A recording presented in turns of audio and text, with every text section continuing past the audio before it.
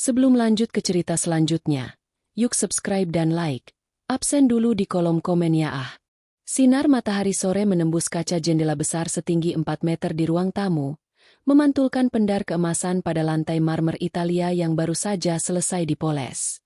Arini berdiri di tengah ruangan, menghirup aroma khas bangunan baru, campuran antara wangi cat premium, kayu jati yang baru dipelitur, dan kemewahan yang sulit dijelaskan dengan kata-kata. Bagi orang lain, ini mungkin hanya sebuah rumah. Namun bagi Arini, setiap jengkal tanah seluas 500 meter persegi di kawasan elit ini adalah monumen dari tetesan keringat, air mata, dan ribuan jam lembur yang ia lalui sebagai arsitek papan atas. Selama 10 tahun, Arini membangun karirnya dari nol, berpindah dari satu proyek konstruksi berdebu ke proyek lainnya, hingga akhirnya ia mampu membeli rumah impian ini secara tunai atas namanya sendiri. "Arin, kamu melamun lagi?" Suara Raka, suaminya, memecah keheningan. Raka berjalan menghampiri sambil membawa 2 cangkir kopi. Arini tersenyum, menyandarkan kepalanya di bahu Raka. "Aku hanya masih tidak percaya, Mas. Akhirnya kita pindah. Tidak ada lagi kontrakan sempit. Tidak ada lagi suara bising tetangga yang menembus tembok." Raka mengecup kening istrinya. "Kamu hebat, sayang. Aku bangga padamu." Namun, di balik pujian itu, Arini menangkap sedikit nada canggung. Raka adalah pria yang baik, tapi ia bekerja di posisi manajerial menengah dengan gaji yang jauh di bawah penghasilan Arini. Arini tidak pernah mempermasalahkan hal itu. Baginya, rumah tangga adalah tentang kerjasama. Namun, ada satu faktor yang selalu menjadi duri dalam daging mereka, keluarga besar Raka. Ibu Sarah, mertua Arini, adalah sosok yang menganggap kesuksesan anaknya adalah hak miliknya, dan kesuksesan menantunya adalah bonus yang bisa ia kelola. Sejak mereka pindah seminggu yang lalu, Ibu Sarah tak henti-hentinya berkomentar tentang betapa mubazirnya rumah sebesar ini hanya untuk dihuni 2 orang. "Harusnya adikmu, Dina, tinggal di sini juga, Raka. Kamar tamu di lantai 2 itu lebih luas dari seluruh rumah kontrakan Dina sekarang." Ucapan Ibu Sarah saat kunjungan pertama masih terngiang di telinga Arini. Saat itu, Arini hanya membalas dengan senyum tipis sambil menegaskan bahwa kamar itu akan dijadikan studio kerja pribadinya. Lamunan Arini terhenti saat ponselnya bergetar. Sebuah pesan dari asistennya. "Mbak Arin, dokumen untuk proyek di Balikpapan sudah siap. Jadwal terbang besok jam 7 pagi. Kita akan di sana selama 1 minggu untuk pengawasan tahap akhir." Arini menghela napas. "Mas, besok aku harus ke Balikpapan. Proyek resort itu masuk tahap krusial." Raka tampak terkejut. 1 minggu? Cepat sekali? Kita bahkan belum sempat syukuran rumah baru. "Justru itu, Mas. Setelah proyek ini cair, kita bisa mengadakan pesta syukuran yang paling mewah. Tapi untuk sekarang, aku harus profesional," ujar Arini meyakinkan. "Aku titip rumah ya. Tolong siram tanaman di taman belakang setiap sore. Dan tolong, Mas jangan kasih kunci rumah ke siapa-siapa, termasuk Ibu." Raka tertawa kecil, meski matanya menghindari tatapan Arini. "Kamu ini bicara apa? Ibu kan punya kunci rumahnya sendiri dulu di kontrakan kita. Tapi baiklah, aku mengerti. Ini rumahmu, privasimu." Malam itu, Arini menyiapkan segala sesuatunya. Ia memarkir mobil sedan sport putihnya, sebuah hadiah untuk dirinya sendiri, di dalam garasi tertutup. Ia mengunci pintu ruang kerjanya yang berisi dokumen penting dan brankas perhiasan. Sebelum tidur, Arini sempat mengecek aplikasi CCTV di ponselnya. 6 titik kamera terpasang rapi, memastikan keamanan istana kecilnya.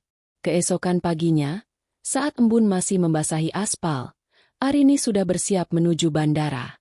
Raka mengantarnya sampai ke pintu depan. "Hati-hati di jalan, sayang. Jangan lupa makan," pesan Raka manis. "Ingat ya, Mas, tanaman jangan lupa disiram. Dan kalau ada apa-apa, langsung telepon aku." Arini memberikan kunci serep pada Raka hanya sebagai cadangan darurat. Saat taksi online yang membawa Arini menjauh dari gerbang perumahan, Ia sempat melihat sebuah mobil meluncur masuk ke arah rumahnya dari arah berlawanan. Itu mobil tua milik Ibu Sarah. Arini merasa dadanya sedikit sesak. Mungkin hanya ingin berkunjung sebentar sebelum Raka berangkat kerja. Pikirnya mencoba berprasangka baik. Namun, di kursi belakang taksi, firasat Arini mulai berbicara. Ia membuka aplikasi CCTV di ponselnya. Ia melihat Ibu Sarah keluar dari mobil dengan membawa 2 koper besar. Bukan tas belanjaan, bukan hantaran makanan, tapi koper pakaian. Di belakangnya, Dina, sang adik ipar, turun dengan wajah sumringah sambil memotret fasad rumah mewah Arini dan langsung sibuk mengetik di ponselnya. Mungkin sedang mengunggah kesombongan baru di media sosial. Arini nyaris berteriak meminta supir taksi putar balik. Namun, pemberitahuan check-in pesawat muncul di layar ponselnya. Ia terjepit antara profesionalisme pekerjaan dan naluri melindungi propertinya. Raka pasti bisa menanganinya. Dia sudah janji. Gumam Arini meyakinkan diri sendiri. Namun, saat Arini baru saja memasuki ruang tunggu bandara, sebuah notifikasi aneh muncul di ponselnya. Kamera 1, connection lost. Kamera 2, connection lost. All cameras offline. Darah Arini berdesir dingin. Seseorang baru saja mencabut kabel router internet di rumahnya secara sengaja. Di saat itulah Arini sadar bahwa minggu ini tidak akan menjadi perjalanan bisnis yang tenang. Sebuah rencana, invasi, sedang berlangsung di rumahnya. Dan Raka, suami yang ia percayai, mungkin adalah orang yang membukakan pintu gerbangnya. Arini menatap layar ponselnya yang gelap. Kalian pikir bisa bermain-main dengan hasil kerja kerasku? Bisiknya dengan nada yang tidak lagi lembut. Silakan berpesta selagi bisa. Karena saat aku pulang, pesta itu akan menjadi pemakaman bagi harga diri kalian. Taksi udara mulai mendarat di landasan pacu, membawa Arini menuju Balikpapan, sementara pikirannya sudah merancang strategi serangan balik yang jauh lebih mematikan daripada sekadar adu mulut. Balikpapan menyambut Arini dengan cuaca mendung yang seolah mencerminkan suasana hatinya. Sepanjang perjalanan dari Bandara Sepinggan menuju lokasi proyek di pesisir pantai, jempol Arini tak henti-hentinya menekan tombol refresh pada aplikasi CCTV di ponselnya. Hasilnya nihil. Layar itu tetap menampilkan pesan statis yang dingin. Offline. Mbak Arin? Anda baik-baik saja? Tanya Bimo, asistennya, yang duduk di kursi depan mobil jemputan. Bimo menyadari raut wajah bosnya yang biasanya tenang dan otoriter kini tampak tegang dengan gurat kecemasan yang tertahan. Arini tersentak, lalu mematikan layar ponselnya. Hanya masalah koneksi internet di rumah. Bim. Mungkin petir atau gangguan provider. Jawab Arini datar. Meski ia tahu persis bahwa cuaca di Jakarta saat ia berangkat tadi sangat cerah. Tidak ada petir yang bisa merusak router kecuali tangan manusia yang sengaja mencabut kabelnya. Sesampainya di lokasi proyek, Arini mencoba menenggelamkan diri dalam tumpukan cetak biru dan diskusi teknis dengan para kontraktor. Namun, fokusnya buyar setiap kali ia teringat wajah Ibu Sarah yang turun dari mobil membawa koper besar. Arini mengenal mertuanya. Wanita itu adalah tipe orang yang merasa bahwa harta menantunya adalah harta rampasan perang yang halal untuk dikuasai. Pukul 1 siang, Arini mencoba menelepon Raka. Panggilan pertama tidak diangkat. Panggilan kedua ditolak. Baru pada panggilan ketiga, suara Raka muncul, terdengar sangat berisik di latar belakang. Halo, Arin? Maaf, aku sedang di kantor, banyak kerjaan. Suara Raka terdengar gugup. Mas, kenapa CCTV rumah mati semua? Kamu sudah cek router? Dan kenapa suaramu berisik sekali? Seperti ada suara orang tertawa di belakangmu. Cecar Arini tanpa basa-basi. Raka terdiam sejenak. Oh, itu, tadi ada gangguan listrik sebentar. Mungkin routernya belum restart otomatis. Soal suara berisik, ini teman-teman kantor lagi makan siang bareng. Sudah ya, Arin, aku harus rapat. Hati-hati di sana. Klik. Sambungan diputus sepihak. Arini menatap ponselnya dengan tatapan tidak percaya. Raka baru saja berbohong. Arini tahu betul suara tawa yang sayup-sayup terdengar tadi bukan suara rekan kantor Raka, melainkan suara melengking Dina, adik iparnya. Ketegangan Arini mencapai puncaknya ketika sebuah pesan WhatsApp masuk dari Bu Rosa, tetangga sebelah rumahnya yang merupakan seorang pensiunan pejabat. Bu Rosa adalah orang yang sangat teliti dan sedikit gemar memperhatikan lingkungan sekitar. Tipe tetangga yang biasanya dihindari, namun kali ini Arini sangat membutuhkannya. Arin, maaf kalau ibu lancang. Kamu sedang ada acara besar ya di rumah? Ibu lihat ada mobil box catering masuk ke halamanmu. Terus, maaf sekali. Tadi ibu lihat mobil sport putihmu keluar dari gerbang, yang bawa anak muda perempuan rambut pirang. Apa itu adikmu? Bawanya agak ugal-ugalan, hampir menyerempet pot bunga ibu di pinggir jalan. Darah Arini terasa mendidih hingga ke ubun-ubun. Mobil itu, mobil limited edition yang bahkan Arini sendiri jarang memakainya karena sangat disayang, kini dibawa oleh Dina yang gaya menyetirnya serampangan. Dan catering? Untuk apa catering masuk rumahnya jika ia sedang tidak di rumah?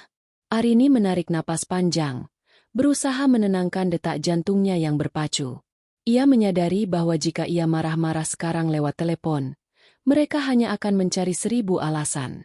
Ia perlu bukti yang lebih kuat. Ia perlu tahu apa sebenarnya yang sedang direncanakan oleh penjajah di rumahnya itu. Bimo, panggil Arini dengan suara dingin yang menusuk. Bimo menoleh cepat. Iya, Mbak. Cari vendor jasa detektif swasta atau orang lapangan yang bisa memantau rumah saya di Jakarta dalam 1 jam ke depan. Saya mau foto dan video setiap aktivitas di sana. Kirim ke saya secara real time. Bimo tertegun. Ia jarang melihat Arini sedemikian serius dalam urusan pribadi, namun ia segera mengangguk. Siap, Mbak. Segera saya urus. 2 jam kemudian, laporan mulai masuk. Melalui pesan terenkripsi, Arini menerima rentetan foto yang membuatnya nyaris meremukan ponsel di tangan. Foto pertama, gerbang rumahnya terbuka lebar. Ibu Sarah sedang berdiri di teras, memerintah 2 orang pria berseragam catering untuk meletakkan meja-meja bundar di tepi kolam renang. Foto kedua, Dina sedang berpose di depan mobil sport Arini yang diparkir miring di depan gerbang. Tampaknya sedang membuat konten untuk media sosial. Foto ketiga, Raka. Suaminya itu ada di sana, di rumah itu, di jam kerja. Ia sedang membantu mengangkat dus-dus minuman kaleng, tampak patuh di bawah arahan ibunya. Pesan suara dari orang lapangan suruhannya masuk. Mbak, sepertinya mereka sedang menyiapkan pesta besar. Saya dengar dari pembicaraan kru catering. Ini untuk acara pertunangan besok malam. Tamu yang diundang sekitar 100 orang. Dan tadi saya lihat, mereka memesan jasa dekorasi bunga untuk menutupi papan nama di depan rumah. Seolah-olah rumah ini milik orang tua calon mempelai wanita. Arini tertawa, namun tawa itu terdengar mengerikan. Ia mengerti sekarang.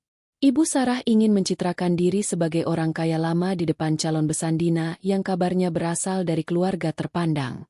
Untuk memuluskan sandiwara itu, mereka tidak hanya mencuri fasilitas rumahnya, tapi juga mencoba menghapus eksistensi Arini dari rumahnya sendiri. Pesta pertunangan, ya? Arini bergumam sambil menatap hamparan laut Balikpapan yang luas. Kalian ingin pesta yang tak terlupakan? Baiklah, aku akan memberikan kalian pertunjukan yang akan kalian ingat seumur hidup. Arini segera menelepon manajer proyeknya. Pak, saya minta semua pekerjaan saya di sini dipadatkan. Saya akan bekerja 20 jam sehari jika perlu. Saya harus pulang ke Jakarta lusa pagi. Ada urusan mendesak yang harus diselesaikan secara permanen. Malam itu, di kamar hotelnya yang sepi, Arini tidak tidur. Ia membuka laptopnya, mengakses data perbankan, dokumen kepemilikan aset, dan mulai menyusun sebuah presentasi. Tangannya menari lincah di atas keyboard, bukan untuk merancang gedung, melainkan untuk merancang kehancuran bagi mereka yang telah menginjak-injak harga dirinya. Ia juga mengirim pesan singkat kepada Raka. Mas, kelihatannya aku akan sibuk sekali sampai lusa. Mungkin aku jarang pegang ponsel. Jaga rumah baik-baik. Ya, jangan sampai ada lecet sedikit pun di asetku. Raka membalas dengan cepat. Iya sayang, tenang saja. Rumah aman terkendali. Semangat kerjanya. Arini tersenyum sinis melihat balasan itu. Aman terkendali. katanya dalam hati. Mari kita lihat seberapa aman duniamu saat aku meruntuhkannya di depan semua tamu agungmu, Raka. Penerbangan pagi itu terasa jauh lebih lama dari biasanya bagi Arini. Meskipun ia hanya membawa tas kabin kecil agar bisa bergerak cepat, beban di pundaknya terasa seberat beton konstruksi. Selama perjalanan dari Bandara Soekarno-Hatta menuju kediamannya, Arini sengaja meminta supir taksi untuk berhenti sekitar 50 meter dari gerbang rumahnya. Ia tidak ingin suara mesin mobil asing memicu alarm kewaspadaan di dalam sana. Arini berjalan kaki, mengenakan kacamata hitam besar dan syal yang menutupi sebagian wajahnya. Dari kejauhan, pemandangan rumahnya sudah berubah drastis. Sebuah tenda dekoratif transparan dengan hiasan lampu kristal mulai terpasang di area halaman depan. Papan bunga besar bertuliskan, "Selamat bahagia pertunangan Dinas Aditya," berdiri angkuh di dekat gerbang, menutupi plat nomor rumah yang terbuat dari kuningan elegan hasil desain Arini sendiri. "Luar biasa," bisik Arini dengan nada getir. "Bahkan papan namaku pun disingkirkan." Arini masuk melalui pintu samping kecil yang kuncinya masih menggunakan sistem manual. Satu-satunya akses yang lupa diganti kode digitalnya oleh Raka. Dengan gerakan seringan kucing, ia menyelinap masuk ke dalam rumah melalui area servis. Bau masakan catering yang menyengat memenuhi udara, kontras dengan aroma lilin aromaterapi mahal yang biasa ia gunakan. Langkah kaki Arini terhenti saat ia mencapai ruang tengah. Ia melihat tumpukan kotak sepatu bermerek dan tas belanjaan berserakan di atas sofa velvet custom miliknya. Di sana, di atas meja marmer yang ia impor langsung dari Carrara, terdapat sisa-sisa makanan dan tumpahan sirup yang belum dibersihkan. Namun, pemandangan di garasi dalamlah yang membuat jantungnya benar-benar mencelos. Mobil sport putihnya tidak ada di sana. Sebagai gantinya, hanya ada tetesan oli dan bekas ban yang kasar di lantai garasi yang biasanya mengkilap. Dengan kemarahan yang tertahan di kerongkongan, Arini menaiki tangga menuju lantai 2. Ia menuju kamar utamanya, ruang paling privasi yang ia anggap sebagai tempat perlindungan terakhirnya. Pintu kamar itu tidak terkunci. Saat Arini mendorongnya pelan, pemandangan di dalamnya membuat dunianya seolah jungkir balik. Ibu Sarah, ibu mertuanya, sedang duduk dengan santai di depan meja rias Arini. Wanita itu mengenakan jubah mandi sutra milik Arini.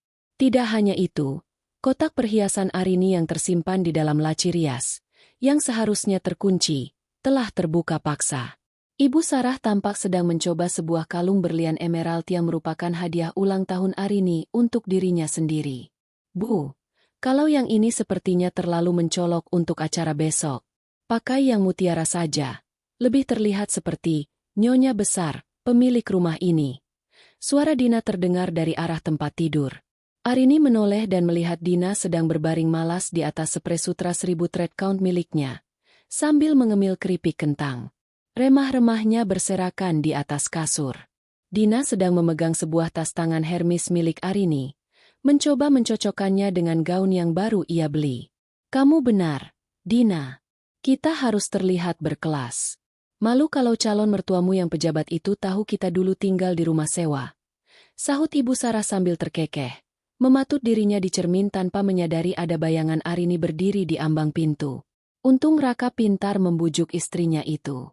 Arini itu memang pekerja keras, tapi dia terlalu kaku. Uang sebanyak ini kalau tidak dinikmati keluarga, ya buat apa? "Tapi Bu, kalau Arini pulang cepat bagaimana?" tanya Dina dengan nada sedikit khawatir namun tetap santai. "Halah, dia itu gila kerja. Raka bilang dia sibuk di balik papan sampai minggu depan. Lagi pula, kalau dia protes, Ibu tinggal suruh Raka yang bicara. Istri mana yang berani melawan suami kalau sudah bawa-bawa surga di telapak kaki ibu?" Ibu Sarah tertawa mengejek. Arini mengepalkan tangannya hingga kuku-kukunya memutih. Amarahnya sudah meluap. Namun ia memaksakan otaknya untuk tetap dingin. Jika ia melabrak sekarang, mereka hanya akan menangis, meminta maaf secara palsu, dan pesta itu mungkin hanya akan batal secara internal. Itu tidak cukup. Arini ingin mereka merasakan kehancuran di titik tertinggi kesombongan mereka. Arini menarik napas dalam-dalam, lalu mundur perlahan. Ia menutup kembali pintu kamar itu dengan sangat halus hingga tak terdengar. Ia turun ke lantai bawah dan bersembunyi di balik pilar ruang makan saat mendengar suara langkah kaki Raka masuk dari pintu depan. Raka masuk dengan wajah letih, membawa beberapa kantong plastik berisi minuman soda. "Bu, Dina, persiapan catering sudah beres di depan," teriak Raka. Ibu Sarah keluar dari kamar atas sambil masih mengenakan jubah mandi Arini. "Bagus. Raka, ingat, besok jangan sampai ada yang memanggilmu dengan sebutan biasa. Di depan besan kita, kamu adalah pemilik perusahaan properti, dan rumah ini adalah rumah keluarga besar kita. Jangan sebut-sebut nama Arini sedikit pun." Raka tampak ragu sejenak. "Tapi Bu, kalau ada tamu yang tanya foto-foto Arini yang saya simpan di ruang kerja bagaimana?" "Sudah Ibu suruh Dina turunkan semua dan simpan di gudang. Ganti dengan foto keluarga kita yang besar itu. Cepat kerjakan," perintah Ibu Sarah tegas. Raka hanya mengangguk patuh, seperti kerbau yang dicocok hidungnya. Menyaksikan itu, rasa hormat Arini terhadap suaminya menguap sepenuhnya. Pengkhianatan ini bukan lagi sekadar masalah materi, tapi penghapusan identitas. Arini menyelinap keluar melalui pintu samping yang sama. Di luar, ia segera menelepon manajer keamanan perumahan yang sudah ia kenal baik. "Pak Toto, ini Arini. Saya ingin meminta bantuan. Besok malam akan ada acara di rumah saya, tapi saya butuh bantuan Bapak untuk melakukan pemeriksaan prosedur di saat yang tepat," ujar Arini dengan nada suara yang tenang namun mematikan. Setelah menutup telepon, Arini masuk ke dalam mobil taksi yang sudah menunggunya di luar kompleks. Ia menuju sebuah hotel butik yang tak jauh dari sana. Sambil duduk di meja kerja hotel, ia membuka laptopnya lagi. "Kalian ingin aku menghilang dari rumahku sendiri?" gumam Arini sambil menatap foto Ibu Sarah yang memakai kalung berliannya di layar ponsel, hasil foto diam-diam yang ia ambil tadi. "Akan kukabulkan. Aku akan menghilang dan membawa seluruh pondasi rumah ini bersama denganku. Mari kita lihat apakah pesta kalian tetap bisa berdiri tanpa uangku." Arini kemudian mulai mengetik pesan kepada vendor-vendor yang tertulis di nota catering yang sempat ia lirik di atas meja tadi. Sebuah rencana sabotase yang elegan mulai terbentuk. Ia tidak akan menghentikan pesta itu. Ia justru akan memastikan pesta itu berjalan sangat megah, hingga saat semua mata tertuju pada mereka, ia akan menarik karpet dari bawah kaki mereka. Arini duduk di kursi kerja hotel butik yang dingin, namun kepalanya terasa mendidih. Di depannya, layar laptop menampilkan daftar vendor catering, dekorasi, hingga penyewaan sound system yang ia peroleh dari foto nota di meja makannya tadi. Dengan ketelitian seorang arsitek yang sedang merancang penghancuran sebuah bangunan lama, Arini mulai menghubungi mereka satu persatu. "Selamat sore, saya Arini, pemilik asli rumah di Jalan Kenanga nomor 12.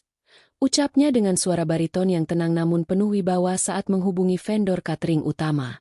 "Saya ingin mengonfirmasi bahwa seluruh tagihan untuk acara besok malam tidak akan didebet dari rekening saya." "Ya, saya tahu Ibu Sarah yang memesan, tapi saya adalah pemegang otoritas tunggal untuk pembayaran di rumah itu." Pihak catering terdengar panik. "Tapi Mbak, Ibu Sarah bilang ini acara keluarga besar dan pembayaran akan diselesaikan setelah acara selesai menggunakan kartu kredit Bapak Raka." Arini tersenyum sinis. Ia tahu limit kartu kredit Raka tidak akan cukup untuk membayar layanan premium yang dipesan Ibu Sarah. "Dengarkan saya. Tetap kirimkan makanan itu. Tetap jalankan layanan kalian. Tapi, saat acara mencapai puncaknya, saya ingin kalian memberikan tagihan on the spot di depan tamu undangan. Jika tidak dibayar saat itu juga, silakan tarik semua layanan kalian, termasuk pelayan dan peralatan makan. Saya akan menjamin kompensasi pembatalan kalian jika kalian mengikuti instruksi saya." Setelah menyelesaikan urusan dengan vendor, Arini menyandarkan punggungnya. Ponselnya bergetar. Nama, Mas Raka, muncul di layar. Arini menarik napas panjang sebelum mengangkatnya. Ia harus bermain peran sedikit lebih lama. "Halo, Mas." "Arin, kamu lagi apa? Kok suaranya tenang sekali?" "Pekerjaan di balik papan lancar." Suara Raka terdengar riang, namun Arini bisa mendengar nada manipulatif di baliknya. "Lancar, Mas. Aku baru saja selesai rapat besar. Capek sekali. Rumah bagaimana? Kamu sendirian? Tanya Arini, memancing. Raka berdehem. Iya. Sendirian. Sepi sekali tanpa kamu. Paling tadi ibu mampir sebentar bawakan makanan. Terus pulang lagi. Aku cuma lagi nonton TV sekarang. Kebohongan itu meluncur begitu mulus dari mulut suaminya. Arini memejamkan mata, merasakan nyeri di dadanya. Di CCTV yang sempat ia akses lewat jalur cadangan, sebelum mereka mencabut kabelnya sepenuhnya, ia melihat Raka sedang tertawa bersama Dina sambil mencicipi kue-kue mahal di ruang tamu Arini. "Oh, ibu sudah pulang ya? Syukurlah kalau ibu perhatian," sahut Arini. Suaranya mengandung sarkasme yang tajam namun tak disadari Raka. "Mas, aku cuma mau tanya, kamu tidak memakai mobil putihku, kan? Aku merasa perasaanku tidak enak soal mobil itu." Raka terdiam sejenak. "Mobil? Oh, tidak. Tentu saja tidak. Mobilmu aman di garasi. Sayang, tidak ada yang berani menyentuhnya. Aku kan tahu itu mobil kesayanganmu." "Baguslah. Karena kalau sampai mobil itu keluar rumah tanpa izin, pelacak GPS-nya akan otomatis mengirim laporan ke kepolisian sebagai pencurian. Aku sudah menyalakan mode keamanannya dari sini." Bohong Arini. Ia ingin melihat sejauh mana mereka berani bermain api. Di seberang telepon, suara Raka mendadak gagap. "Ah, begitu ya? Hehe, canggih juga ya mobil sekarang. Ya sudah, kamu istirahat ya, Arin. Jangan pikirkan rumah." Setelah telepon ditutup, Arini segera mengecek posisi GPS mobilnya melalui aplikasi resmi pabrikan mobil tersebut. Benar saja, mobil sport putihnya sedang berada di sebuah pusat perbelanjaan mewah. Tampaknya Dina sedang menghabiskan uang, mungkin uang dari tabungan darurat Raka, untuk membeli gaun tambahan guna pesta besok. Arini kemudian membuka draft rencana besar Ibu Sarah yang sempat ia dengar tadi. Ibu Sarah ingin menjodohkan Dina dengan Aditya, anak dari seorang pengusaha tekstil kaya yang juga memiliki koneksi politik. Keluarga Aditya dikenal sangat menjaga reputasi dan hanya ingin berbesan dengan keluarga yang setara secara ekonomi. Itulah alasan mengapa Ibu Sarah begitu terobsesi menjadikan rumah Arini sebagai panggung sandiwaranya. Mereka ingin menampilkan citra keluarga Raka sebagai keluarga terpandang yang memiliki rumah mewah, mobil sport, dan koleksi perhiasan berlian. Mereka tidak hanya meminjam rumah, mereka sedang mencuri identitas Arini untuk ditukarkan dengan status sosial. "Kalian ingin terlihat kaya?" gumam Arini sambil membuka dokumen asuransi perhiasannya. Mari kita lihat bagaimana reaksi calon besan itu saat tahu bahwa nyonya besar yang menyambut mereka sebenarnya sedang memakai kalung curian dan tinggal di rumah orang lain secara ilegal. Arini kemudian mengirim pesan ke grup WhatsApp keluarga besarnya, keluarga dari pihak mendiang ayahnya yang sangat ia hormati. Ia tidak mengundang mereka untuk pesta, melainkan meminta mereka bersiap untuk sebuah pengumuman penting melalui siaran langsung yang akan ia bagikan besok malam. Langkah terakhir untuk hari ini, Arini menghubungi pengacaranya. "Halo, Pak Yuda? Saya ingin menyiapkan surat somasi dan juga gugatan cerai. Tolong siapkan dokumennya malam ini. Saya akan mengirimkan bukti-bukti pelanggaran penggunaan aset pribadi tanpa izin dan penggelapan dana rumah tangga yang dilakukan suami saya." "Apakah sudah bulat, Bu Arini?" tanya pengacara itu di seberang sana. "Sangat bulat, Pak. Saya membangun rumah ini dengan struktur yang kuat agar tidak mudah runtuh. Tapi saya lupa, rayap bisa merusak dari dalam. Sekarang, saya akan membasmi rayap-rayap itu dengan cara yang paling spektakuler," jawab Arini tegas. Ia menutup laptopnya tepat saat matahari terbenam. Esok adalah hari pertunangan Dina. Esok adalah hari di mana Ibu Sarah akan merasa menjadi ratu di istana orang lain. Dan esok juga akan menjadi hari di mana Arini akan meruntuhkan mahkota palsu itu tepat di depan mata semua orang yang ingin mereka buat kagum. Arini berdiri di jendela hotelnya, menatap kerlap-kerlip lampu kota Jakarta. Ia tidak merasa sedih lagi. Rasa sedihnya sudah terkikis habis oleh penghinaan yang dilakukan mertuanya dan kebohongan suaminya. Yang tersisa hanyalah kepuasan yang dingin, menunggu waktu untuk meledak. Pukul 10 malam. Suasana di kamar hotel Arini terasa mencekam. Ia baru saja menerima notifikasi GPS bahwa mobil mewahnya telah kembali ke garasi rumah. Namun, kejutan sebenarnya datang dari aplikasi perbankan di ponselnya. Sebuah notifikasi transaksi sebesar 50 juta rupiah keluar dari rekening bersama yang selama ini ia isi untuk keperluan darurat rumah tangga. Keterangannya, pelunasan dekorasi floris. Darah Arini mendidih. Itu bukan sekadar uang. Itu adalah simbol kepercayaan yang ia berikan pada Raka. Tanpa membuang waktu, Arini menelepon Raka melalui panggilan video. Raka mengangkatnya setelah nada dering ketujuh. Wajahnya tampak pucat di bawah pencahayaan lampu ruang tamu Arini yang kini sudah dipenuhi karangan bunga lili putih dan mawar impor. "Arin? Belum tidur?" katanya capek. Suara Raka bergetar. "Mas, aku baru saja melihat mutasi rekening bersama. Kenapa ada uang keluar 50 juta untuk toko bunga?" tanya Arini. Suaranya tenang namun tajam seperti sembilu. Raka terdiam. Ia sempat menoleh ke samping, mungkin ke arah Ibu Sarah atau Dina yang memberi isyarat agar ia terus berbohong. "Oh, itu. Arin. Aku pikir karena kita baru pindah. Rumah ini perlu sedikit kesegaran. Aku memesan bunga untuk kejutan saat kamu pulang nanti. Biar kamu senang, sayang." 50 juta untuk bunga. "Mas? Di saat kamu tahu aku sedang menabung untuk biaya renovasi kantor." Arini tertawa getir. "Dan kenapa di latar belakangmu ada suara musik klasik dan banyak orang lalu lalang? Kamu bilang tadi sendirian di rumah." Raka tampak berkeringat dingin. Tiba-tiba, dari arah belakang, muncul bayangan Ibu Sarah yang sedang mengenakan salah satu gaun sutra milik Arini yang belum sempat dipakai.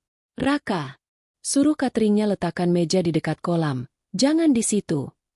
Teriak Ibu Sarah tanpa sadar ia masuk ke dalam jangkauan mikrofon ponsel Raka. Arini memejamkan mata sejenak, menahan rasa muak yang luar biasa. "Mas, aku ada di Jakarta. Aku tidak di Balikpapan." Pernyataan itu membuat Raka membatu.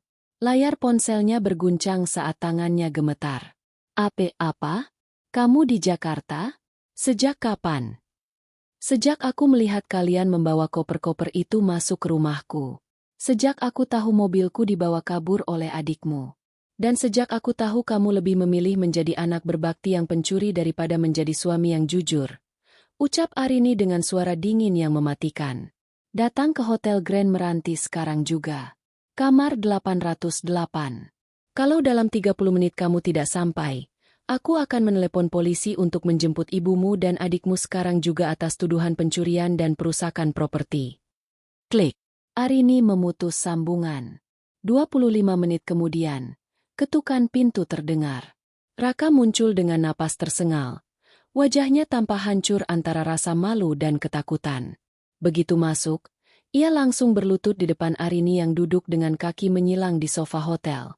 "Arin, aku minta maaf. Demi Tuhan, ini semua ide Ibu. Ibu bilang Dina butuh bantuan agar terlihat berwibawa di depan calon mertuanya. Mereka orang kaya. Arin, Ibu takut Dina dihina kalau mereka tahu kita dulu hanya orang biasa." Raka meratap, mencoba meraih tangan istrinya. Arini menarik tangannya menjauh. "Jadi, solusinya adalah mencuri identitasku? Menjadikan rumahku sebagai panggung drama?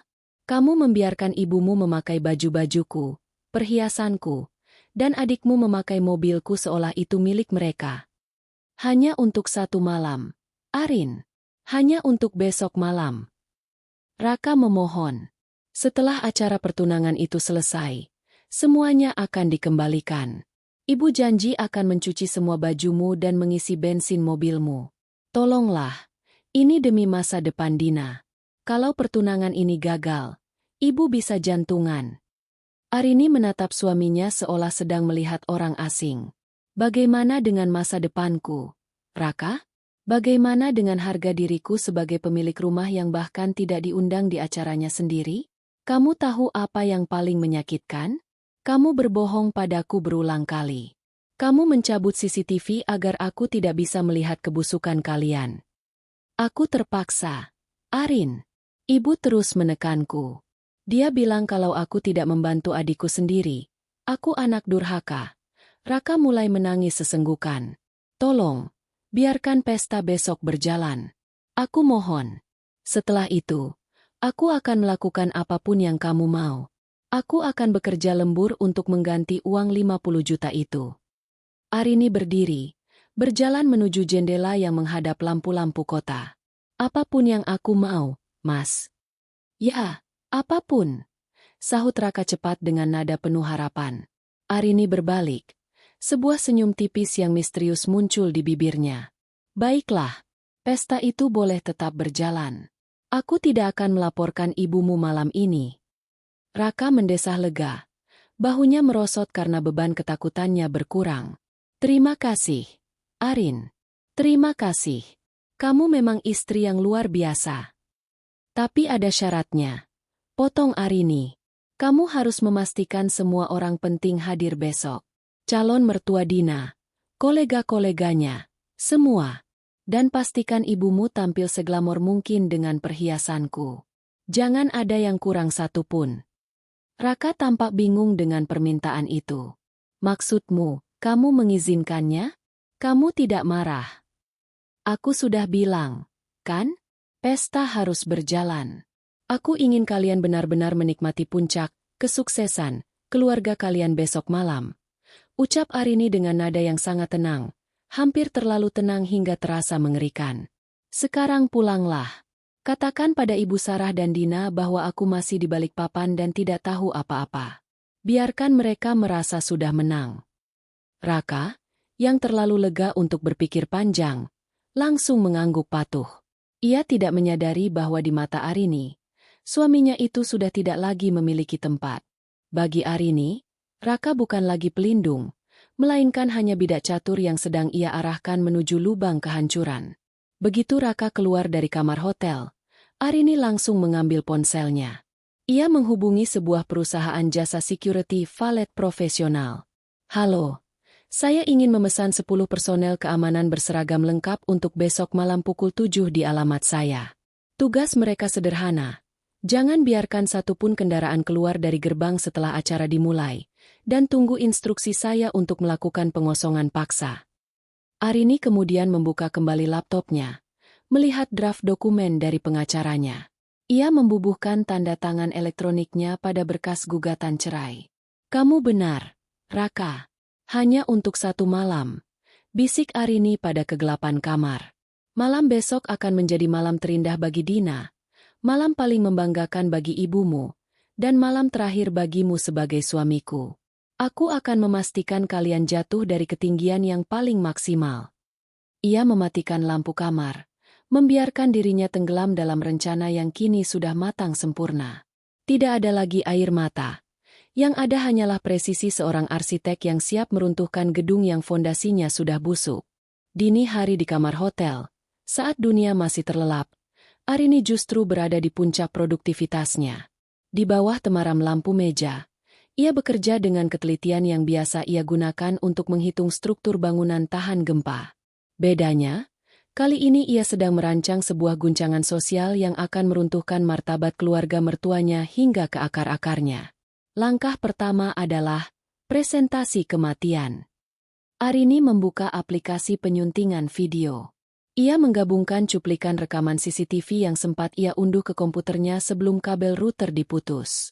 Ada rekaman saat Ibu Sarah membongkar laci perhiasannya dengan obeng, rekaman Dina yang menari-nari di atas tempat tidur Arini sambil mengemil, hingga rekaman Raka yang membantu menurunkan foto pernikahan mereka dan menggantinya dengan foto keluarga besar Ibu Sarah. Arini menambahkan teks besar-besar di bawah setiap klip. Menantu yang membayar, mertua yang mengaku milik pribadi.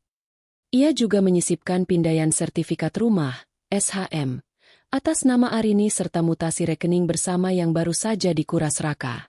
Video itu ditutup dengan sebuah kalimat yang sangat dingin. Selamat atas pertunangan yang dibangun di atas kebohongan.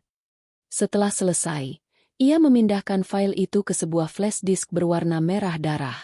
Bimo. Arini menelepon asistennya yang setia pada pukul 6 pagi. Ya, Mbak? Saya sudah siap. Jawab Bimo di seberang sana. Rupanya ia juga tidak tidur demi membantu bosnya. Kamu sudah hubungi vendor Videotron dan sound system yang disewa Ibu Sarah? Sudah, Mbak. Ternyata mereka belum dibayar lunas. Baru uang muka kecil dari uang Mas Raka. Saya sudah bicara dengan pemilik vendornya. Saya katakan bahwa Mbak Arini adalah pemilik rumah asli dan akan melunasi 3 kali lipat jika mereka bersedia mengganti video sambutan besok malam dengan video dari saya. Arini tersenyum tipis. Bagus. Pastikan operatornya tidak bisa disogok oleh Raka atau ibunya di lokasi. Bilang pada mereka, ini adalah urusan hukum. Beres. Mbak. Oh ya, soal catering bagaimana? Itu bagian yang paling menarik, sahut Arini. Saya sudah bicara dengan manajer cateringnya.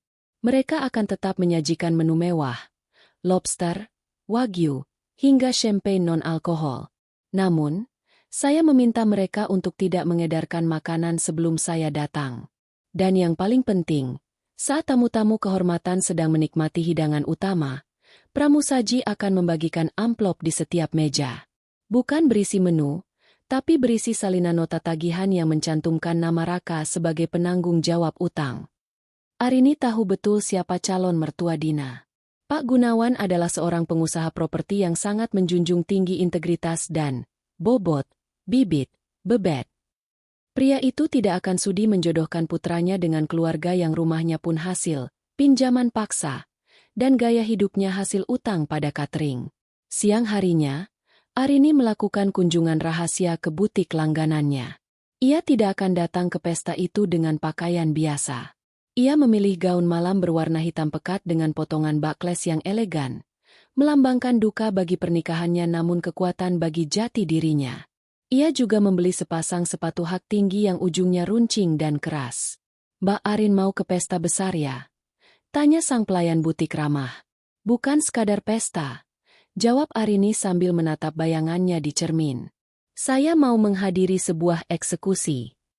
Pukul 4 sore, ketegangan mulai meningkat. Arini menerima laporan dari detektif swasta yang ia sewa.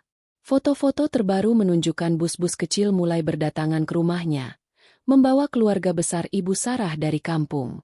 Mereka semua tampak mengenakan seragam batik yang mencolok, tertawa-tawa sambil berfoto di depan kolam renang Arini.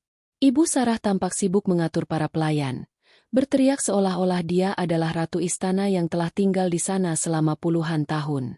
Dina, sang calon mempelai, sudah mengenakan gaun kebaya mewah, yang Arini tahu dibeli menggunakan limit terakhir kartu kredit Raka.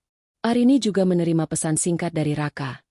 Arin, aku harus lembur malam ini di kantor sampai pagi, jadi mungkin ponselku mati. Jangan khawatir ya, rumah aman. Arini hanya menatap pesan itu dengan rasa mual. Raka sedang bersiap-siap mengenakan setelan jas di rumah mereka, berbohong lagi demi menjaga ilusi ibunya. Arini tidak membalas. Ia justru mengirim pesan kepada tim keamanan profesional yang sudah ia sewa. Posisi di gerbang perumahan sekarang.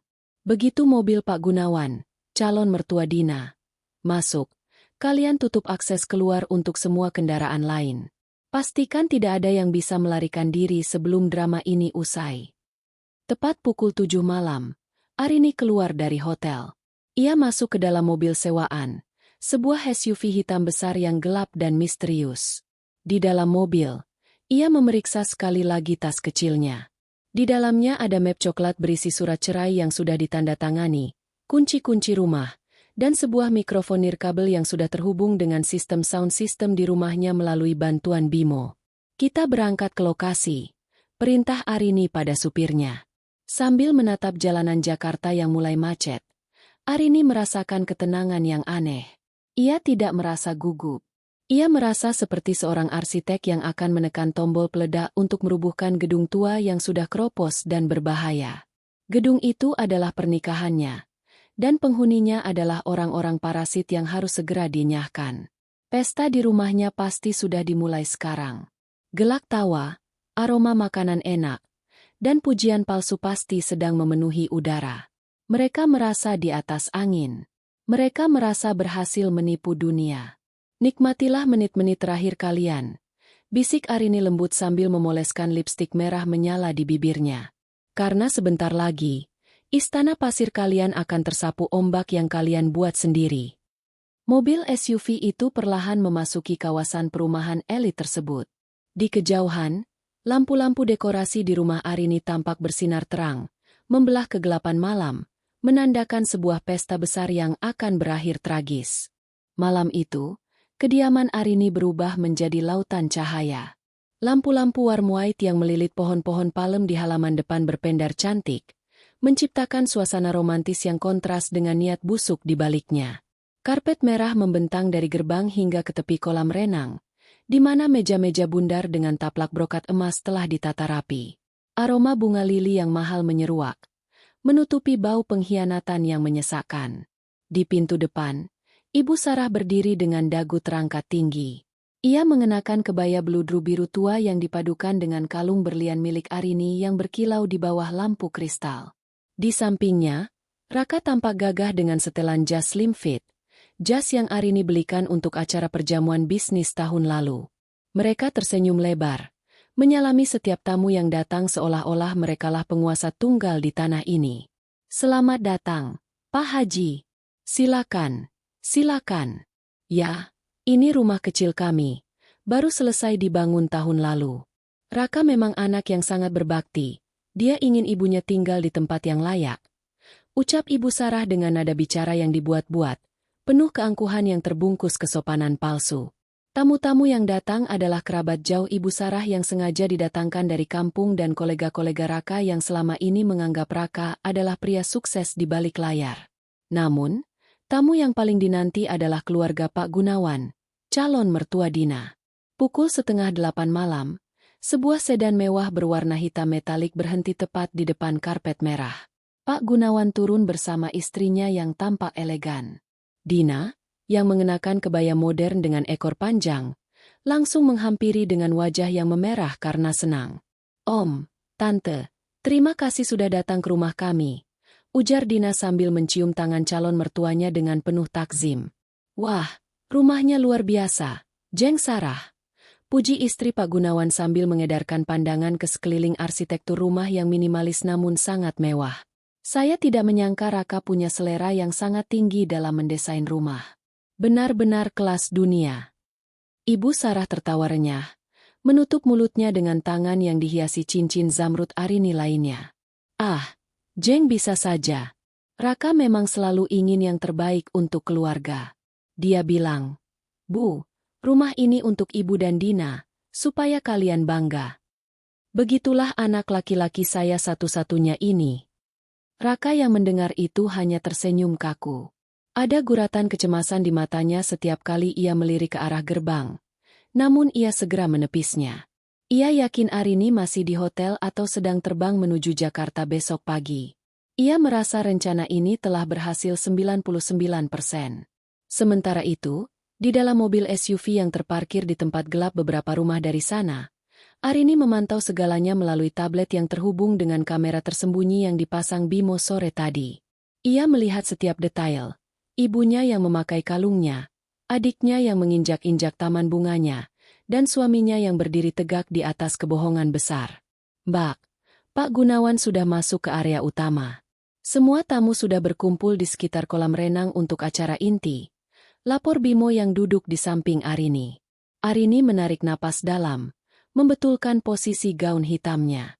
"Catering sudah siap." "Siap.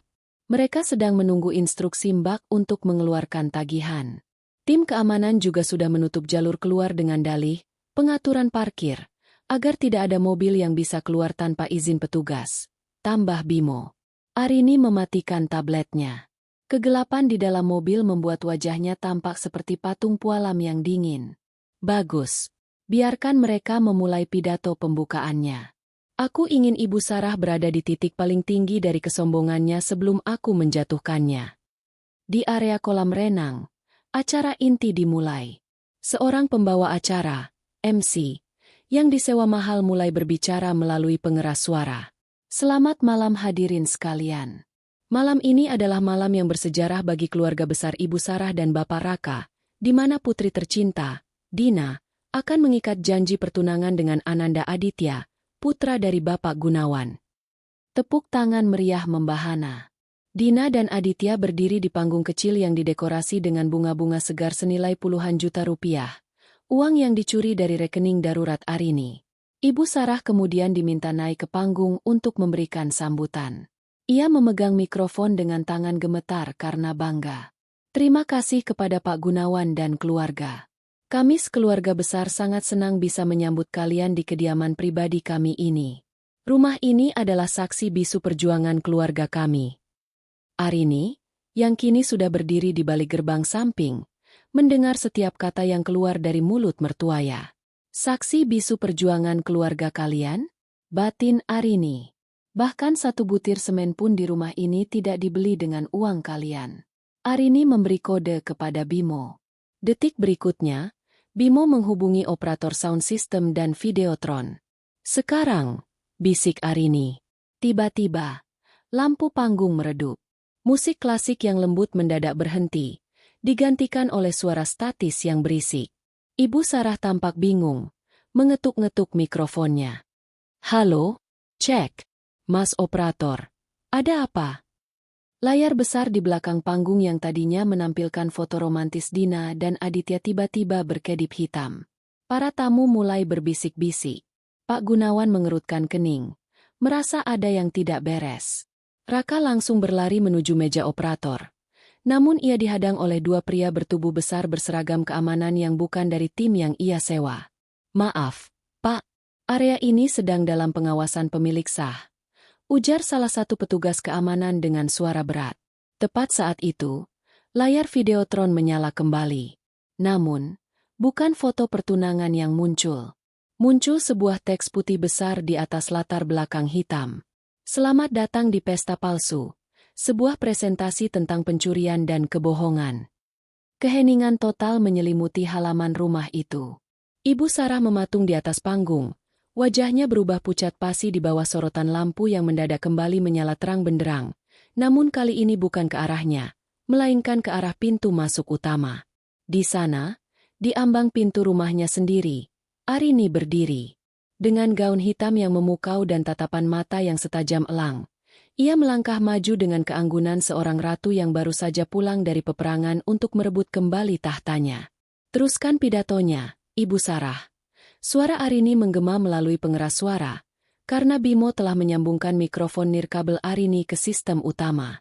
Saya ingin tahu, di bagian mana dari rumah saya ini yang Ibu sebut sebagai saksi bisu perjuangan, keluarga Ibu. Langkah kaki Arini yang terbalut sepatu hak tinggi hitam berdenting di atas lantai marmer, menciptakan irama yang mencekam di tengah keheningan total. Setiap pasang mata, mulai dari kerabat jauh hingga keluarga besar Pak Gunawan, tertuju pada sosok wanita yang baru saja membelah kerumunan dengan otoritas yang tak terbantahkan. Ibu Sarah membeku di atas panggung. Mikrofon di tangannya bergetar hebat. Arini, kakakmu, bukannya kamu di balik papan? Suaranya pecah, terdengar melalui pengeras suara dan menciptakan dengung yang menyakitkan telinga. Arini berhenti tepat di depan panggung, menatap mertuanya dari bawah ke atas. Balik papan? Ah, itu kan skenario yang Ibu dan Raka harapkan agar bisa bebas menjarah rumah saya, bukan?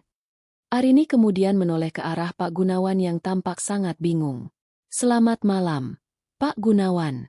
Mohon maaf atas interupsi ini, tapi saya rasa Anda berhak tahu di rumah siapa Anda sebenarnya berdiri malam ini. Arin, cukup. Jangan buat malu di depan tamu.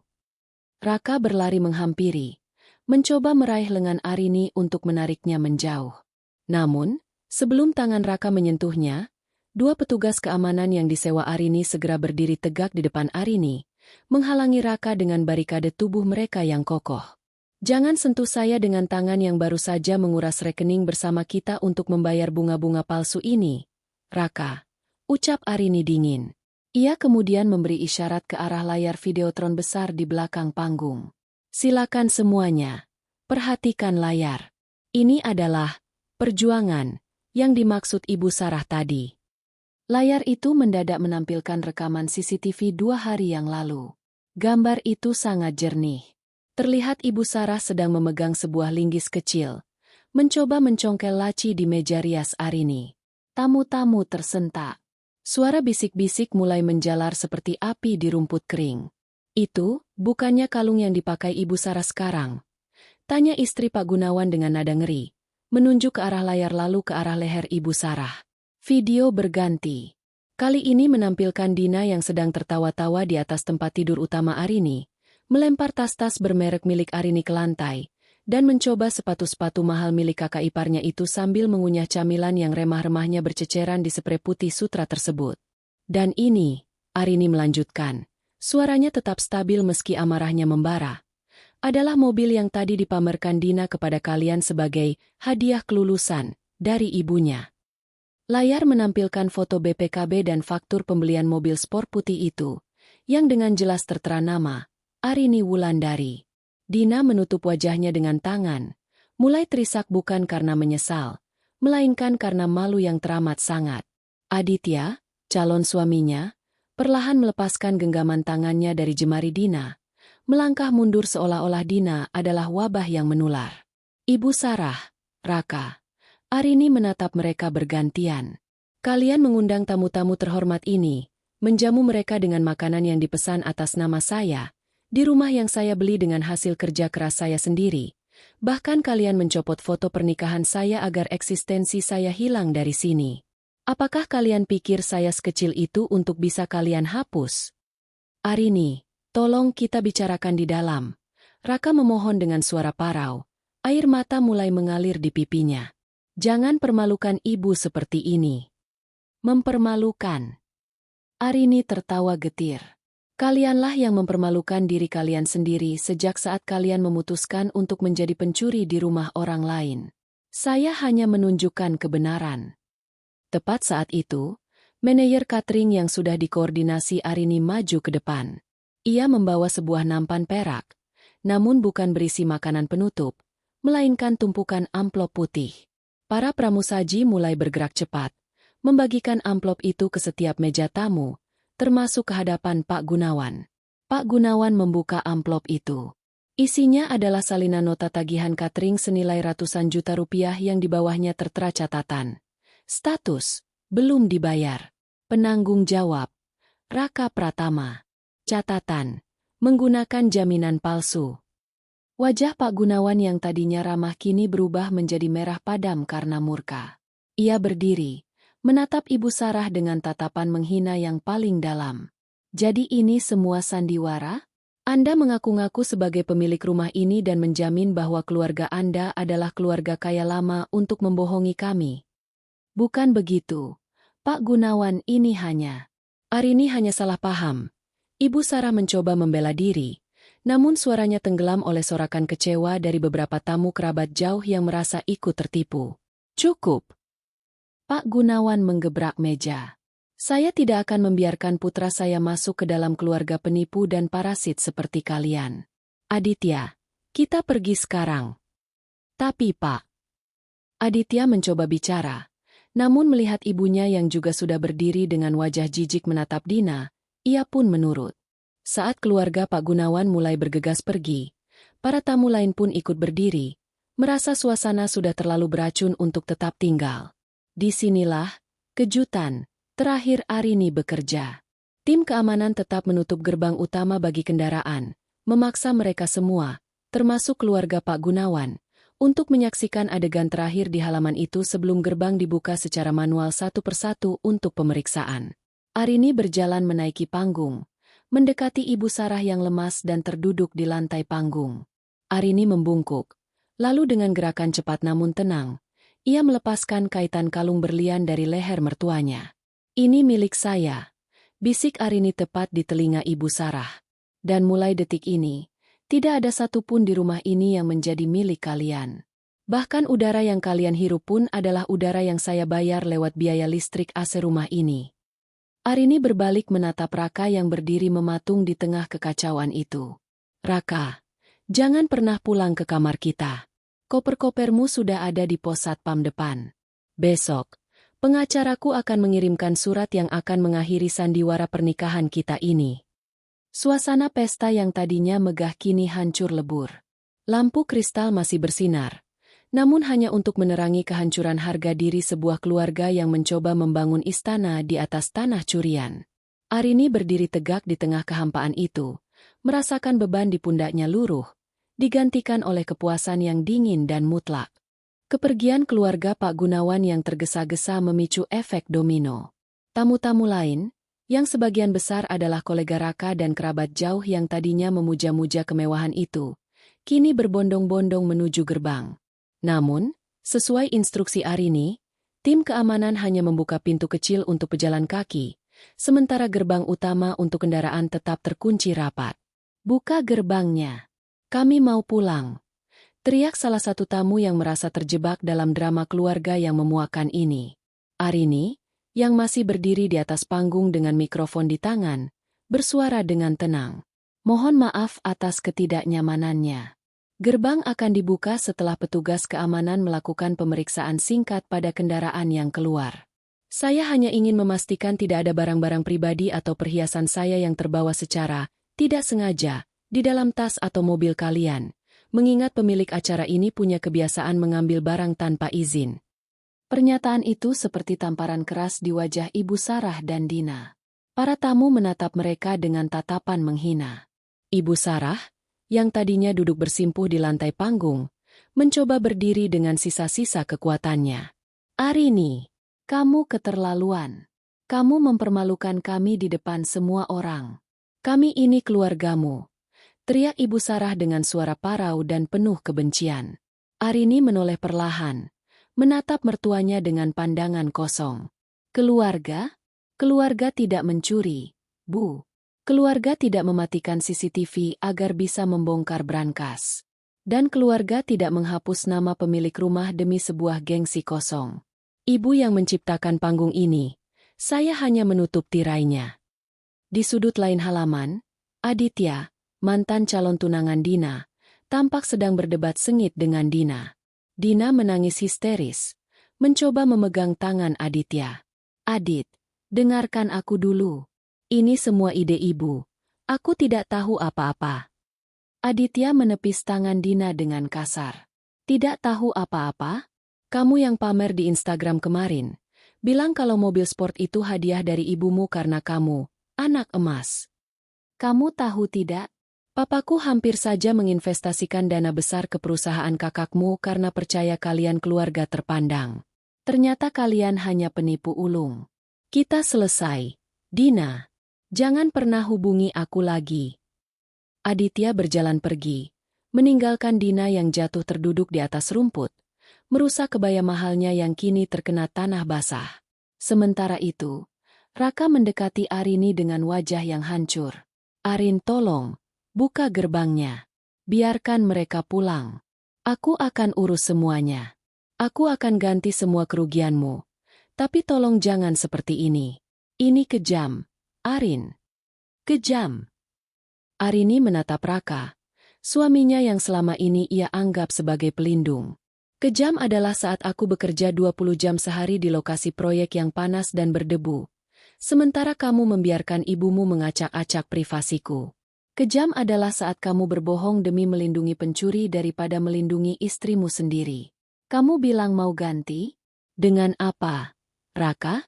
Gajimu bahkan tidak cukup untuk membayar bunga yang baru saja layu di sana." Arini kemudian memberi kode kepada tim keamanan. "Pak Toto, silakan buka gerbangnya satu persatu. Dan untuk orang-orang ini," Arini menunjuk ke arah Ibu Sarah, Dina, dan beberapa kerabat inti yang menginap. "Pastikan mereka keluar dari rumah ini dalam 30 menit. Hanya bawa barang yang mereka bawa saat datang. Apapun yang mereka beli dengan uang dari rekening saya, tinggalkan di sini." "Kamu mau mengusir kami malam-malam begini?" Pekik Ibu Sarah tidak percaya. "Ini sudah jam 10 malam. Arini, kami mau tidur di mana? Ibu punya rumah kontrakan yang dulu, kan? Atau silakan gunakan uang yang ibu banggakan tadi untuk menginap di hotel." "Oh, maaf, saya lupa. Uang ibu kan tidak ada," sahut Arini tanpa ekspresi. Petugas keamanan mulai bergerak. Mereka mengawal Ibu Sarah dan Dina masuk ke dalam rumah untuk mengambil pakaian mereka. Arini mengikuti dari belakang, memastikan tidak ada satupun barang berharganya yang diselipkan ke dalam koper. Suasana di dalam rumah sangat kacau. Koper-koper besar yang tadinya diletakkan dengan sombong di kamar utama kini diseret kasar keluar. Ibu Sarah terus merutuk, menyumpahi Arini dengan kata-kata kasar. Namun Arini tetap bergeming seperti karang di tengah badai. Saat Dina melewati ruang tamu, ia mencoba mengambil tas tangan bermerek yang ada di atas meja. Namun, Bimo, asisten Arini, segera mencegatnya. Maaf, Mbak Dina. Tas ini dibeli menggunakan kartu kredit Mbak Arini bulan lalu. Silakan letakkan kembali. Dina berteriak frustrasi, melempar tas itu ke lantai sebelum akhirnya digiring keluar gerbang. Kini, tinggal Raka yang berdiri di teras, menatap rumah mewah yang sempat ia klaim sebagai miliknya itu. Ia menatap Arini dengan tatapan memohon yang terakhir. Arin, aku benar-benar mencintaimu. Tolong beri aku satu kesempatan lagi. Arini mengeluarkan sebuah amplop coklat dari tasnya. Ia menyerahkannya pada Raka. Cinta itu dasarnya adalah rasa hormat dan kejujuran. Raka, kamu tidak punya keduanya. Ini surat cerai dan somasi untuk pengembalian dana yang kamu ambil tanpa izin. Pengacaraku akan menghubungi kantormu besok pagi. Raka lemas. Ia tahu, begitu kabar ini sampai ke kantornya, bahwa ia terlibat dalam penipuan aset dan penggelapan dana rumah tangga, karirnya yang sedang ia bangun akan hancur seketika. Perusahaan tempatnya bekerja sangat menjunjung tinggi integritas. Satu persatu, mobil tamu keluar dari gerbang setelah diperiksa. Kerabat-kerabat Ibu Sarah yang tadinya tertawa riuh kini menunduk malu saat melewati Arini. Mereka yang tadinya berharap bisa numpang hidup di rumah mewah itu kini harus pulang ke kampung dengan membawa berita memalukan yang akan menjadi buah bibir selama bertahun-tahun. Tepat pukul 11 malam, gerbang besar itu tertutup rapat. Halaman rumah yang tadinya penuh orang kini sunyi senyap, menyisakan sisa-sisa catering yang berantakan dan bunga-bunga yang mulai layu. Arini berdiri di balkon lantai 2, melihat Ibu Sarah, Dina, dan Raka yang berdiri di pinggir jalan raya di depan kompleks perumahan, dikelilingi oleh koper-koper mereka. Mereka tampak kecil, tak berdaya, dan menyedihkan. Tidak ada lagi mobil sport putih, tidak ada lagi perhiasan berlian, tidak ada lagi martabat. Arini menarik napas dalam-dalam. Udara malam itu terasa sangat bersih, seolah semua racun yang selama ini mengendap di rumahnya telah tersapu bersih bersama perginya orang-orang itu. Mbak Arin, semua sudah beres, ucap Bimo dari belakang. Pihak catering sudah menarik diri setelah menerima pembayaran sisa dari rekening pribadi Mbak, dan mereka bersedia memberikan kesaksian jika diperlukan di pengadilan nanti. Terima kasih, Bim. Kamu boleh pulang sekarang, ujar Arini. Setelah Bimo pergi, Arini masuk ke dalam kamarnya. Ia melihat tempat tidurnya yang berantakan. Ia tidak merasa sedih. Ia justru merasa sangat berkuasa. Ia mengambil ponselnya dan memblokir semua nomor telepon keluarga Raka. Malam ini, ia telah meruntuhkan sebuah bangunan palsu yang selama ini ia biarkan berdiri. Esok, ia akan mulai merancang hidup baru yang fondasinya benar-benar murni milik dirinya sendiri. 3 bulan telah berlalu sejak malam yang mengguncang jagat sosial perumahan elit itu. Pagi ini, Arini duduk di ruang makannya yang tenang, menyesap kopi hitam tanpa gula sambil menatap taman belakang yang telah pulih total. Bunga-bunga lili palsu dan dekorasi pesta yang norak itu sudah lama lenyap, diganti dengan desain lanskap minimalis yang jauh lebih elegan, seperti seharusnya rumah ini terlihat sejak awal. Tidak ada lagi suara bising Ibu Sarah yang memerintah pelayan, tidak ada lagi aroma parfum murah Dina yang memenuhi koridor, dan yang terpenting, tidak ada lagi kebohongan yang bersembunyi di balik senyum suaminya. Kehidupan Arini mengalami lonjakan luar biasa. Video kejadian malam itu, meski Arini tidak pernah mengunggahnya secara publik, sempat terekam oleh beberapa tamu dan menjadi viral secara terbatas di kalangan pengusaha dan sosialita Jakarta. Alih-alih merusak reputasinya, ketegasan Arini justru menuai pujian. Banyak klien besar, termasuk Pak Gunawan yang awalnya merasa tertipu, justru mengagumi integritas dan keberanian Arini. Mbak Arini, ini dokumen final dari pengadilan, ucap Pak Yuda, pengacaranya, yang datang berkunjung pagi itu. Ia meletakkan sebuah map biru di atas meja. Gugatan cerai Anda sudah dikabulkan secara fair stake. Raka tidak pernah datang ke persidangan. Arini membuka map itu, melihat stempel pengadilan yang menandakan berakhirnya statusnya sebagai istri Raka. Ia tidak merasakan kesedihan, hanya sebuah kelegaan yang luar biasa besar. Bagaimana dengan tuntutan ganti rugi aset dan penggelapan dana itu, Pak? Pak Yuda menghela napas pendek. Raka sudah tidak punya apa-apa lagi. Dia dipecat dari kantornya karena kasus ini mencoreng nama baik perusahaan. Kabar terakhir, dia bekerja sebagai freelance sales di sebuah dealer motor kecil di pinggiran kota. Rekeningnya dibekukan untuk menutupi sebagian utang catering dan vendor yang Anda gugatkan. Dan Ibu Sarah? Tanya Arini datar. Mereka kembali ke rumah tua mereka di kampung. Saya dengar dari informan saya, mereka menjadi bahan gunjingan satu desa. Dina batal menikah, dan Aditya kabarnya sudah bertunangan dengan putri dari rekan bisnis ayahnya. Keluarga mereka terisolasi secara sosial. Ibu Sarah kabarnya sempat jatuh sakit karena stres. Tapi ya, itu konsekuensi dari sandiwara yang mereka bangun sendiri. Arini mengangguk. Ia tidak merasa perlu membalas lebih jauh. Kehancuran reputasi bagi orang yang terobsesi pada status sosial seperti Ibu Sarah adalah hukuman yang jauh lebih berat daripada penjara fisik. Mereka harus hidup dengan bayang-bayang kegagalan mereka sendiri di tempat di mana semua orang tahu betapa memalukannya mereka saat mencoba menjadi orang kaya palsu. Setelah Pak Yuda pamit, Arini berjalan menuju garasi. Mobil sport putihnya yang dulu sempat dibawa lari oleh Dina kini sudah bersih dan berkilau. Ia sempat membawa mobil itu ke bengkel khusus untuk mengganti seluruh interiornya. Ia tidak sudi menyentuh jok atau kemudi yang pernah digunakan oleh orang-orang yang mengkhianatinya. Ia ingin setiap jengkal asetnya terasa baru dan murni. Hari ini adalah hari pembukaan kantor arsitek barunya, Arini Oko Studio. Ia memutuskan untuk pindah dari perusahaan lamanya dan membangun bendera sendiri. Kantor barunya terletak di lantai teratas sebuah gedung pencakar langit di kawasan Sudirman, sebuah simbol bahwa ia telah naik kelas, meninggalkan masa lalunya yang penuh drama di bawah sana. Saat ia tiba di kantor, Bimo menyambutnya dengan buket bunga besar. "Selamat, Mbak Arin. Klien-klien sudah menunggu di dalam untuk acara peresmian." Di antara tamu-tamu yang hadir, Pak Gunawan berdiri di sana. Pria itu menyalami Arini dengan hangat. "Arini, saya minta maaf lagi soal kejadian di rumahmu dulu. Saya hampir saja terjebak dalam keluarga itu. Terima kasih sudah membuka mata saya. Sebagai bentuk penghargaan atas integritasmu, saya ingin kamu memegang proyek pembangunan resor baru saya di Labuan Bajo." Arini tersenyum profesional. "Terima kasih, Pak Gunawan.